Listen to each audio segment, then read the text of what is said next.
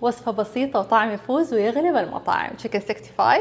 يلا نشوف الوصفة. صدور دجاج مقطع قطع متوسطة، أضفت عليها لبن زبادي وبيضة وثوم وزنجبيل، وبعدها أضفت عليهم النشا والملح وفلفل أحمر وجرام مسالة والكركم وملون طعام، وقلبتهم كلهم مع بعض وغطيتهم وتركتهم يرتاحوا في الثلاجة تقريبا ساعتين. بعدها في بان ساخن جدا حطيت شوية زيت وبدأت أحط الدجاج شوية شوية عشان ما أبغى يطلع مويته. خليته على كل جهة تقريبا 5 دقائق إلين ما استوى وخلصت كل الكمية. في بان تاني أضفت شوية زيت، حبوب الخردل وكمون وقلبتهم مع بعض. أضفت عليهم البصل وشرايح الثوم والزنجبيل والفلفل الحار وقلبتهم كلهم مع بعض، وأضفت عليهم الصوص الأحمر، حكتب لكم طريقته أسفل الفيديو. ورجعت عليهم الدجاج تاني، وآخر إضافة كانت رشة كزبرة، وغطيت عليهم تقريبا 20 دقيقة، وكده وصفتنا صارت جاهزة. جربوها إن شاء الله تعجبكم وبألف عافية. تعالوا نجربها مع بعض. تحفة، جربوها واعطوني رأيكم.